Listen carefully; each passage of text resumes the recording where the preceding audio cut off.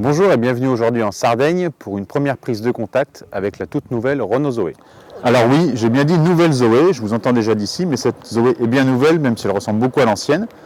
Renault a conservé les mêmes gabarits, soit 4,09 m de long, c'est-à-dire la taille d'une bonne petite citadine, donc même côte extérieure, même habitabilité si on en reparlera. Mais par contre, beaucoup de choses ont changé quand même sur la face avant, il faut être honnête, à commencer par de nouveaux blocs optiques 100% LED. On retrouve aussi également de nouveaux anti-brouillards qui ici ont la fonction cornering, en français éclairage de virage. Puisqu'on est en bas, restons-y avec cette calandre qui arbore désormais des éléments chromés. Bon, c'est pas forcément ce qu'il y a de mieux, mais bon, ça lui donne un peu de caractère, encore une fois, c'était le but. Si on remonte, une nouvelle trappe avec le logo en gros, c'est une Renault, on ne peut pas se tromper, rétro-éclairée et qui abrite une petite nouveauté, mais ça on va y revenir dans pas longtemps. Et enfin, toujours dans l'optique de donner plus de personnalité à la Zoé, un capot bien nervuré qui vraiment apporte un peu de caractère, même si la Zoé conserve ses formes rondouillardes que moi j'aime bien personnellement. Alors comme je vous le disais, il y a de la nouveauté derrière ce petit cache, puisque outre la prise de chargement classique, qui permet de se brancher notamment à la maison, et qui existait déjà sur l'ancienne Zoé, la nouveauté c'est ce deuxième connecteur qui permet d'alimenter la Zoé en courant continu. Donc en haut, courant alternatif, en bas, courant continu. Donc ça permet de se brancher sur une prise de 50 kWh et de récupérer jusqu'à 150 km d'autonomie en une demi-heure. Malheureusement, c'est une option facturée 1 000 €, mais ça apporte un vrai plus en termes de polyvalence et d'usage, puisque la charge, notamment rapide, c'est un peu ce qui manquait à l'ancienne Zoé. Alors à l'arrière, très peu de changements, si ce n'est l'apparition de ce nouveau bloc optique, qui est comme à l'avant 100% LED, et qui intègre désormais des clignotants à défilement. C'est quand même le summum du touch of class. Alors, nouvelle face avant, nouveau phare 100% LED à l'avant comme à l'arrière, nouvelle trappe de chargement, prise de chargement ultra rapide, et pourtant je ne vous sens pas convaincu, vous ne croyez pas que c'est une nouvelle Zoé. Eh bien suivez-moi à l'intérieur, puisque c'est à bord que les changements sont les plus flagrants. Donc nous voici à bord de cette nouvelle Zoé. Donc comme je vous le disais, l'intérieur a beaucoup plus changé que l'extérieur. À commencer par la qualité perçue qui fait vraiment un gros bond en avant. Il faut dire que l'ancienne Zoé, il y avait beaucoup de travail à faire dessus parce que c'était vraiment très décevant. Alors là, ça y est, adieu les plastiques durs et rayables, on a des beaux matériaux moussés.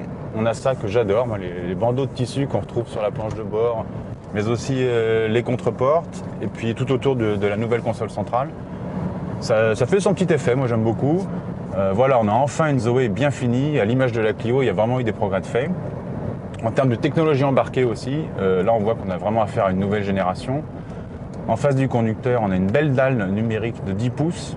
Alors l'ancienne Zoé avait déjà un bloc compteur numérique, mais qui était un peu basique, qui commençait à dater, l'ancienne date de 2012, je vous le rappelle. Là, on a vraiment une belle dalle numérique avec une belle définition, personnalisable. On peut afficher tout ce qu'on veut dedans, la vitesse, la consommation, la navigation, la musique, les aides à la conduite. On peut faire sa petite sauce et puis avoir la présentation que l'on veut. On a ici, alors c'est la nouvelle habitude Renault, un écran tactile façon tablette. Alors je sais qu'il y en a qui préfèrent un bel écran intégré. Moi, j'avoue que ça me choque pas d'avoir une tablette, c'est plutôt sympa. Alors normalement, c'est une 7 pouces qu'on a de série sur notre version intense. Ici, Renault nous a gâtés, on a un nouveau système multimédia avec un écran de 9,3 pouces. C'est une option à 350 €. Très franchement, si vous avez les moyens, prenez-la. Parce que, encore une fois, la définition est top. Elle est bien placée en hauteur, elle est plutôt facile à manipuler, même si il faut un petit peu d'habitude pour entrer dans les menus, mais ça se fait assez vite. Pareil, on peut tout piloter de là. On a donc les nouveaux boutons qui permettent de piloter la climatisation. Bon, alors pour ceux qui seront attentifs, c'est les mêmes que ceux du Dacia Duster. Mais bon, c'est pas grave, parce qu'ils sont bien dans le Dacia Duster, ils sont très bien dans la Zoé. Et puis on a donc, je vous le disais, cette nouvelle console, cette petite console centrale, puisqu'on n'a plus de frein à main classique avec une poignée, mais on a un frein à main automatique. Et on n'a plus un levier de vitesse classique non plus, on a ce mini joystick qui est assez simple à utiliser et plutôt agréable à manier. Et du coup, ça permet de dégager plein de rangements à l'intérieur, notamment un chargeur de smartphone par induction. Puis voilà, un petit vide-poche ici. Donc, comme la boîte à gants était déjà assez grande, elle est plutôt maligne sur ce point, la Zoé. Pour le reste, donc, comme les dimensions extérieures sont inchangées, l'habitabilité est inchangée. Donc on retrouve les mêmes places arrière, c'est-à-dire des places arrière plutôt généreuses et assez spacieuses.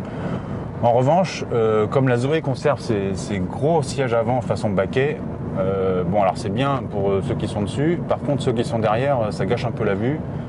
Et puis on aurait préféré un meilleur maintien aussi, mais bon, peu importe, c'est pas une sportive. Côté coffre, on retrouve le même volume, donc un volume plutôt généreux. En revanche, comme les batteries sont dans le plancher, en termes de modularité, on est un peu limité. Alors toutefois, sur notre version, on a quand même une banquette 2 tiers 1 tiers, puisque de base la banquette est monobloc. Donc c'est déjà un peu moins pire. En revanche, on a toujours une marge quand on rabat les dossiers, ça c'est un peu dommage, notamment quand on veut aller acheter sa petite armoire chez Ikea, ce ne sera pas forcément dans la Zoé, il faudra aller la chercher. Pour le reste, c'est plutôt un bon produit, on gagne aussi en confort, on gagne en autonomie, puisque Renault annonce 395 km d'autonomie en cycle WLTP. Alors pour notre part, nous, de mémoire, on a dû faire 320 km, ce qui est plutôt pas mal. Même s'il faut préciser que sur notre parcours d'essai, il n'y avait pas ni voie rapide ni autoroute. Alors on sait que c'est sur ce terrain-là que l'autonomie fond comme neige au soleil. En termes de performance, donc cette version 135 chevaux apporte pas beaucoup plus que la 110 chevaux, puisqu'en fait les gains en performance se situent au-delà du 120 km/h. Déjà le 110 est largement suffisant. Ce qu'on apprécie aussi, c'est l'arrivée de la charge en courant continu, qui permet de récupérer 150 km d'autonomie en une demi-heure de charge. Là, ça permet de corriger aussi un des fils à la patte des modèles électriques, c'est-à-dire la recharge. Bon, malheureusement, Renault a décidé de le mettre en option à 1000 €. Une fois de plus, petit conseil, c'est une option qu'il faut prendre, parce qu'au quotidien, la charge rapide, c'est quand même pas mal, c'est un vrai plus. Côté tarif, on va parler un peu de ce qui fâche, même si très franchement, la Zoé est plutôt bien placée. Alors sachez que, comme l'ancienne Zoé, la nouvelle est vendue en 2 modes de commercialisation. La première, vous achetez la voiture, mais vous louez les batteries à l'année, selon des forfaits prédéfinis en fonction de votre kilométrage. Ou la deuxième solution, plus classique, vous achetez la voiture et les batteries. Et là, il faut compter un surcoût de 8100 €. Et sachez que dans ce cas-là, les batteries ne sont plus garanties à vie, mais seulement, entre guillemets, 8 ans. Donc, avec le petit moteur de 110 chevaux et en version d'entrée de gamme Life, la Zoé commence à 23 900 €, duquel il faut déduire les 6 000 € de bonus écologique. Pour le moteur 135 chevaux, qui lui commence avec le deuxième niveau de finition, c'est-à-dire Zen, il faut compter 26 500 €. Enfin, pour notre version, celle-ci, donc gros moteur de 135 chevaux et finition intense, qui est quasiment le haut de gamme, mais en tout cas qui a tout ce qu'il faut en termes d'équipement, d'aide à la conduite, de techno embarqué, il faut compter 36 600 €, batterie incluse. Donc avec les 6 000 € déduits de bonus écologique, on a une voiture à 30 600 €. Et si en plus vous préférez garder les batteries en location, vous pouvez encore retirer 8 100 €. Donc c'est plutôt un bon tarif, très honnêtement, sachant que les rivales sont toutes plus chères. Bon, d'un autre côté, il n'y a pas beaucoup de rivales. La seule qui pourrait vraiment aller en face, c'est la Nissan Leaf, mais qui a un autre gabarit et qui est grosso modo dans les mêmes tarifs. Donc voilà, cette Zoé est plutôt un bon plan. Et enfin, sachez que si vous souhaitez opter pour une location avec option d'achat, Renault propose en ce moment une offre de lancement à partir de 169 € par mois. Alors qui est un peu contraignante parce que le kilométrage est limité, mais encore une fois, si vous voulez compter faire plus de kilomètres par an, vous augmentez les mensualités et ça reste encore tout à fait raisonnable. Voilà, à bientôt sur Autoplus.